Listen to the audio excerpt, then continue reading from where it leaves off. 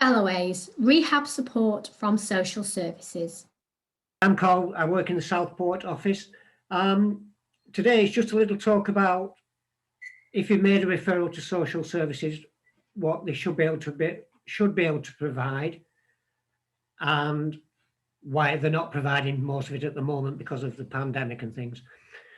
So if you've referred to the rehabilitation officer, they should be able to come out and assess if you need help with your mobility, which can be something as simple as just learning a route if you've moved into a new area, or something that takes a little bit longer, learning how to use a long cane to get it out and about.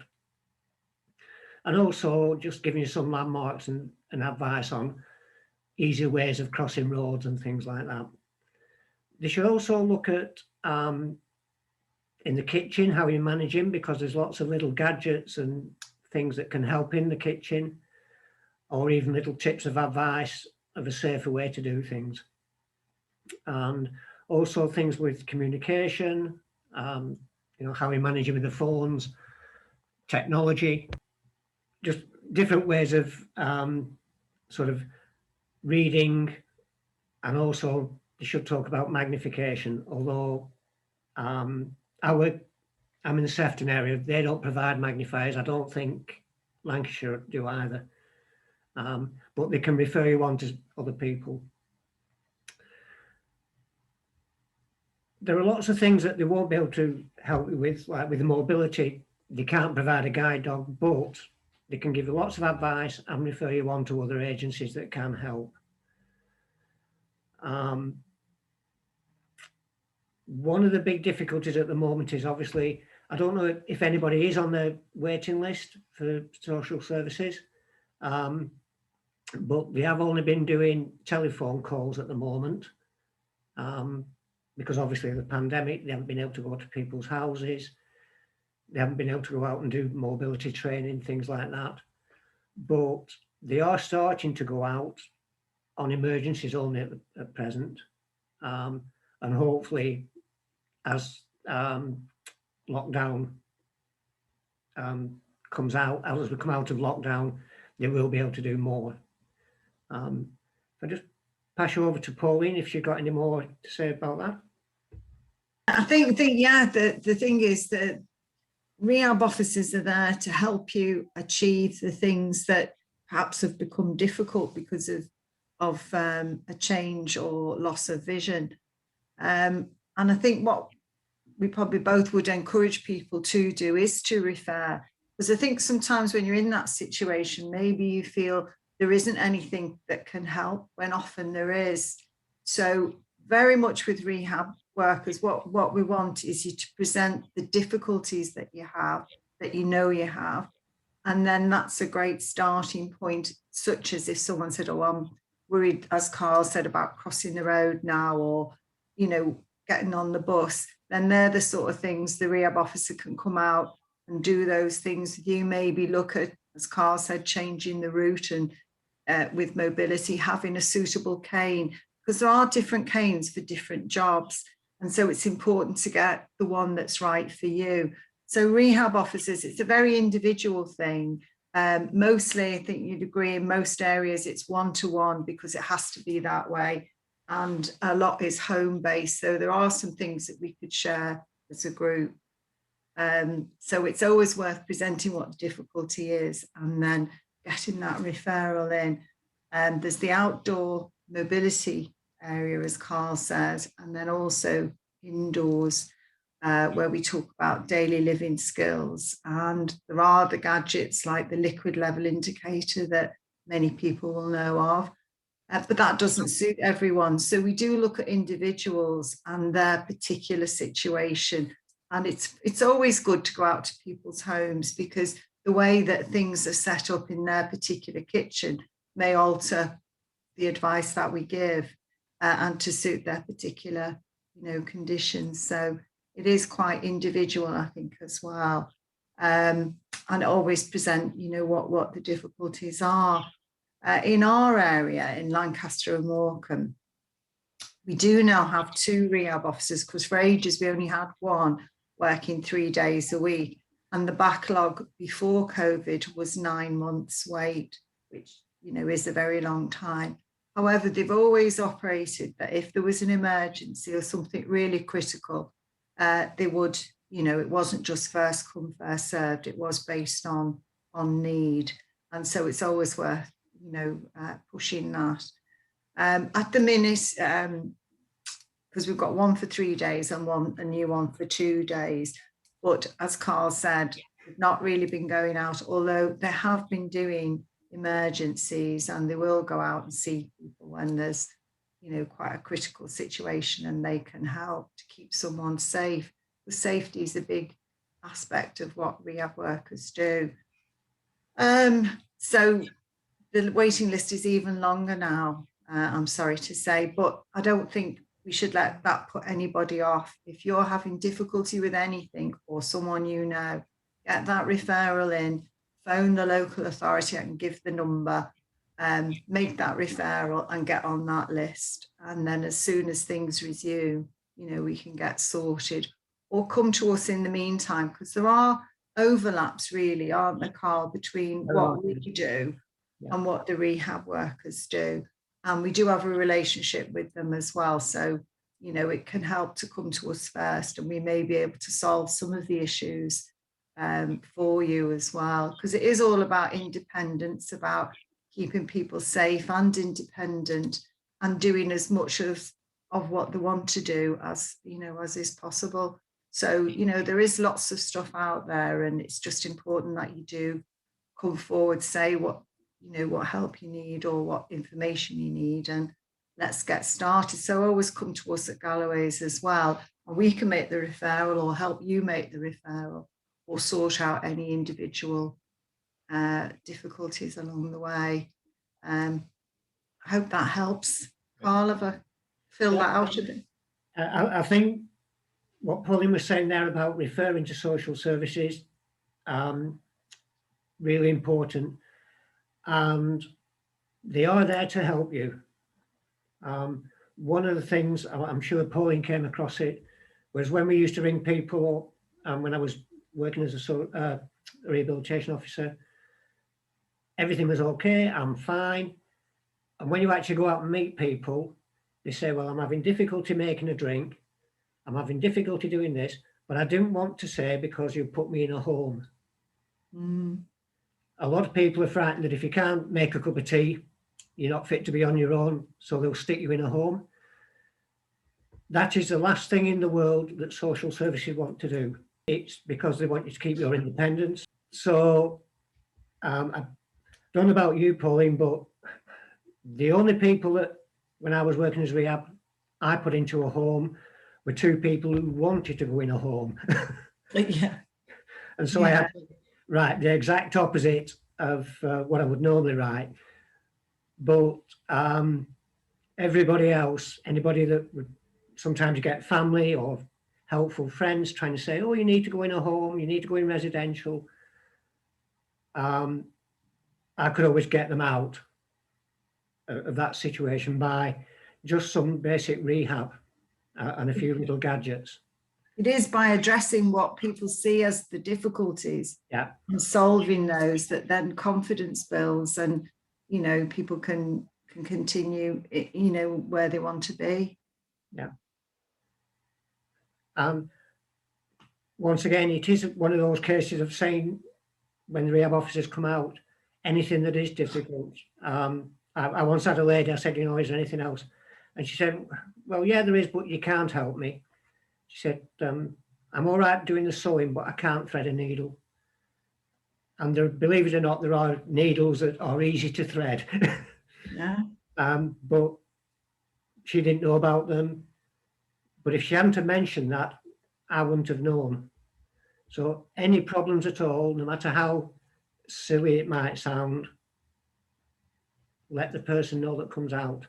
Because there is usually a gadget or a way around it. Definitely. Yeah.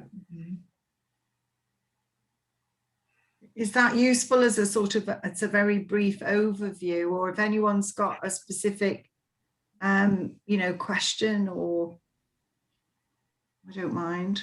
If somebody's moved house, the sooner that they inform them they were moving, because they may just need some quick route work in the beginning. Well, it's no use kind of it still might be useful 9 months later. And I think it's worth pointing out to everyone, while we always ask for permission to do referrals for anybody, if you come across somebody that you're extremely concerned about, or you'll think their life is at risk, then the council will do an immediate response to that as a safeguarding issue. So if anybody was ever in immediate danger for whatever reason, the 18-month, delay or whatever wouldn't apply to that. That would be an immediate emergency crisis team that would help. But Chorley falls under Lancashire County Council. I would encourage them to talk to us, we'd be more than happy. Yeah. We can talk to them and then do the referral for them. And it might be that we might be able to offer assistance in the meantime anyway, in terms of talking to them about what equipment they can purchase. Or so you've helped me a lot, because I've been going on armchair exercises and Galloway's get together and Galloway's Zoom meetings. I've learned a lot of things from you, So thank you very much. Fantastic. But oh, you're very welcome. It's always a pleasure having you on any of our sessions. Yeah, you helped me a lot. But excellent. And then I feel, I'm not blind, completely blind. So I've got some sight, Well, that's, we work with anyone, no matter what the level of vision. So you'll find a lot of us are in that situation, Mrs. D, where we've got different levels of sight loss. And the same with social services, that, adult social care, it's not just about the degree of sight that you have, it's just about the difficulty that you're having and if they can address it. I think the usual criteria is if you've got a sight problem that is causing you a difficulty, they will come out. I've got macular degeneration, Yeah. But you don't have to be registered partially sighted or registered blind. As long as you've got a sight problem, social services and Galloway's will try and help. Because there's lots of tips and things, isn't there? There's lots of tips around, like particularly macular problems, about better lighting and colour contrast, using a felt tip pen. There's lots we can do, to support anyone, with general tips, even if we're not coming out to you, personally. And that's where Pauline was saying before, that we have a lot of crossover with social services. So those kind of Galloway's tips and hints that we give out is very similar to what the visually impaired rehab officer would do as well. We can overlap and work together, and in each area. And one of the other things as well, with all the hints and tips that we give out, if you've got any, we're quite welcome to have them. I was once told by somebody, oh, you do know a lot, it must have taken you ages to learn all that from books. And I said, how often what I've just told you I learned from people I've been out to visit. Because they say to me, oh, what I do is this. I think that's a good idea. I'll pass that. I'll pass that on. So if anybody, most definitely, something I picked up from, I picked something up from Kay that she said a while back, actually. And it was something as simple as buy red-skinned potatoes. I love that tip, because one, they're really tasty, Kay, thank you. But it was the contrast, wasn't it, between being able to see the peel coming off to the colour of the potato underneath. And I thought that was fabulous. I was going to, one, I've started buying red-skinned potatoes. And secondly, it's an amazing thing to pass on to others. So you guys help us as much as we help you. Can I share the tip we had the other day as well, Jenny? We had a Zoom session a few weeks back, and it was similar to this. And it was we called it How To, and we literally we all just had natters about 7 or 8 of us on, I think, and we just shared tips for how we prepare food in the kitchen. And I am fully sighted. I wear varied focals, but I am probably the most clumsy woman in the world. And somebody shared the idea of getting guards for the baking, what you put your baking trays on in the oven, and you can buy these guards to stop yourself burning your hands as you put your trays in and take your trays out. And even though I'm, like I say, fully sighted, I thought that was a cracking idea, because we do get a lot of people who still prepare the foods, they still warm up the foods in the oven. Yeah. It's just a lovely way of giving yourself that bit of confidence to carry on using your oven and hopefully not burn yourself. And gauntlet gloves, for example, when you're cooking, you know, when you're trying to get your food in and out. So we learn as much from other people as well. So, you know, if you get some great tips, please do share them, because then we will then go on to share them with other people. Where do you get the needle threaders from? The R&RB used to sell them, but I think they've stopped. I've got the new catalogue. I'll have a quick look while you're chatting. Yeah. In Southport, there is a little shop, a haberdashery shop that sells them. So if you've got a haberdashery shop or somewhere that sells cotton and needles, they may have them. Thank you. I'm not sure how I call them easy to thread needles. I'm not sure if that's what they're actually called. We're not saws, are we? Yeah. But basically, instead of a little eye to put it through, there's a little slot at the top where you slide the thread through. I know, it's like a little hinge, isn't it? Yeah. You press down. Press down on it and it'll put the thread into the needle. But there are also Well, that'll be my task. Yeah. I'll find out for you. Oh, I tell you what, I just say the R&IB do have something. It's called the automatic needle threader, and it's £2.92. And you can get it in blue.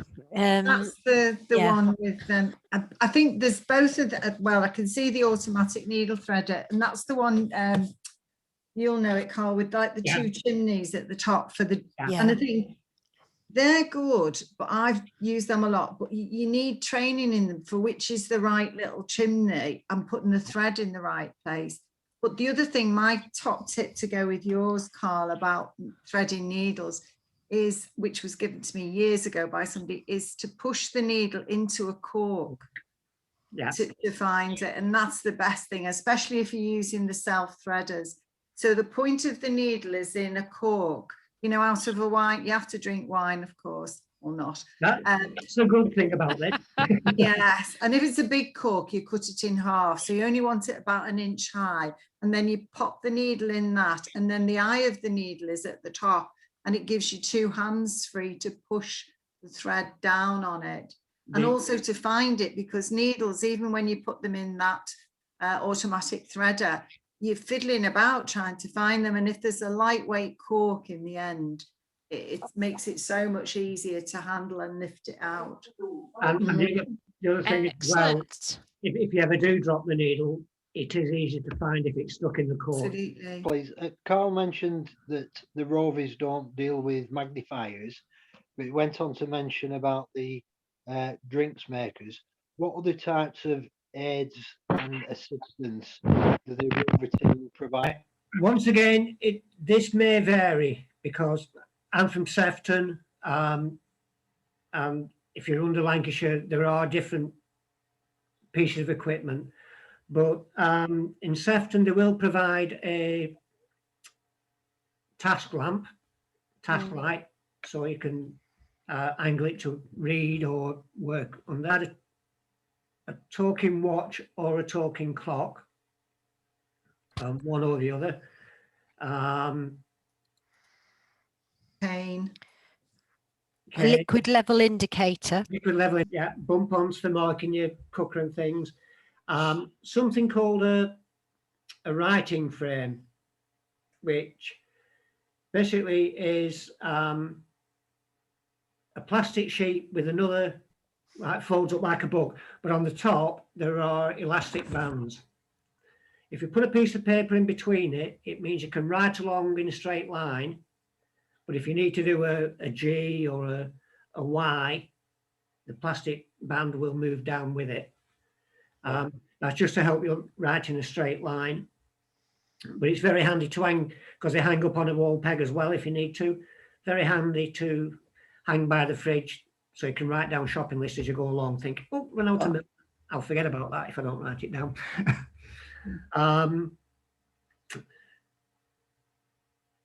I think that's about the basics of what social services will provide. I think that's coming back to what David said about finances from local authorities. Often it's the equipment that gets cut. And I think that's the same. I mean, the basic things like a cane, a suitable cane, whichever one, you know, is right for you. And then the other things you've mentioned, lighting seems to be a bit up and down. They seem to have some task lamps, but not always. And so there is a bit of variety there, but I think always the, you know, a cane and the training to go with it is basic, and the watch and that. So. But with a lot of things as well, they're the basics. But once again, I don't know what Sefton are doing at the moment, but in the past, if there was a particular piece of equipment that would be very useful to you, that you couldn't afford to buy, they could then put a special order in for you. Yeah. But that takes time because it has to go through managers and things like that. But once again, because of the current situation, I don't know if that's still available. Can I just mention something, because you touched on magnifiers before? Yeah. And in Lancashire, we generally get our magnifiers given out by the eye clinics or special areas like Galloway's, where we can do low vision assessments. But something that becomes quite important, so magnifiers, because you can get digital magnifiers, but also a lot of people use their phones or tablets as equipment and as light and as magnifiers.